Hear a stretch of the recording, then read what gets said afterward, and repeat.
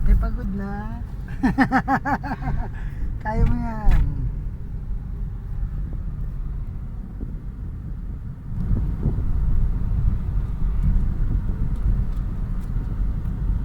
Kaya mo lang po sa Mandarin.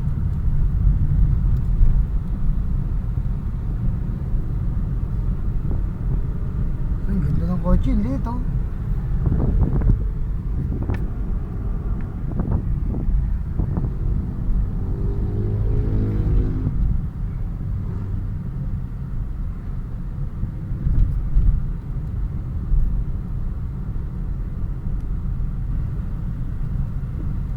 Huwag mo na magagas. Lubog mo clutch, di ba? Lubog mo clutch. Lubog mo lang clutch. Kaya mo ko sa mandar. Lubog mo clutch. Okay, din angat ng clutch. Then gas.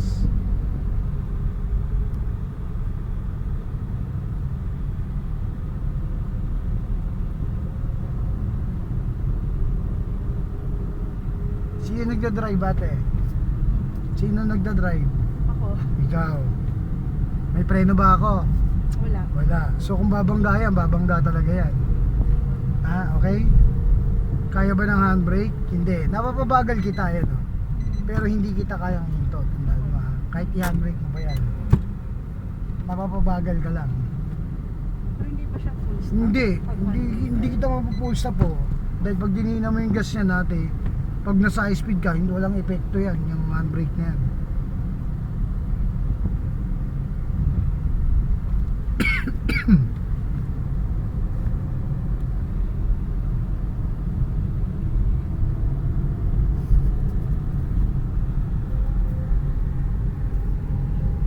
Pwede naman tumingin ng view 1 seconds lang. Yan. 1 seconds lang doon, balik muna dito bago doon. Kasi pag dito tsaka doon, 2 seconds na. Eh ang mata mo hindi pwedeng lumubay na maigit 2 segundo sa harapan, no? Pag lumubay ang mata mo na maigit 2 segundo, nako, delikado yun. Si Senior Pedro naghihintay lang yan lagi, no? Ng mga makakapanayam. Pero pag nakapanayam na natin sila, sige, ilagam siyang konti-konti lang. Motor naman yung kasabay mo eh, kaya makakailag yun. Ang tawag dyan, common denominator.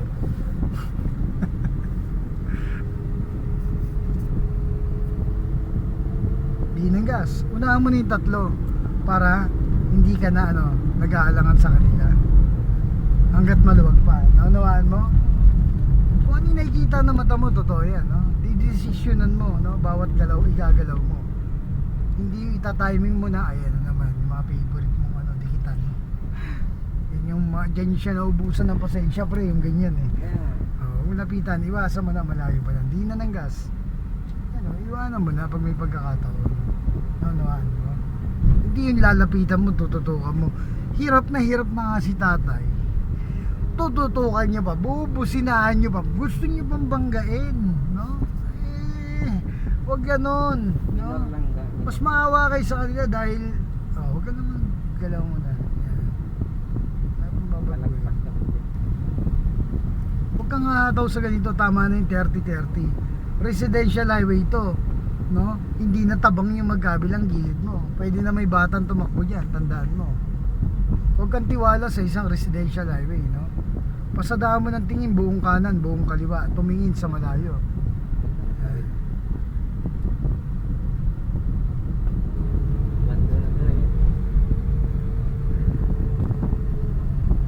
So pag mamaneo, no? Ayan, makita yung mga bata na yan, ako, biglang tumatakbo yan.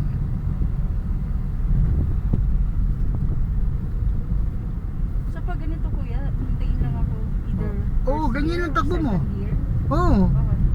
Kasi ang third gear para sa 40-60 highway na yun.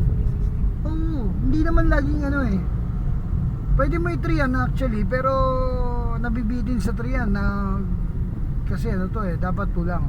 Gumawa ka lang ng fix na magandang tapak sa 2. Yung diin na magaan lang. Tapos maintain mo lang. Yan.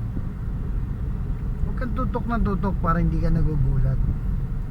Dalawang kotse ang pagitan ng 20 to 40. Yan ang takbo mo 20, dalawang kotse pagitan yan. Ano ba yung dalawang kotse? Ayan o, yan, sabay. Ganyan dapat. Okay. So kasya kayo dyan tatlo.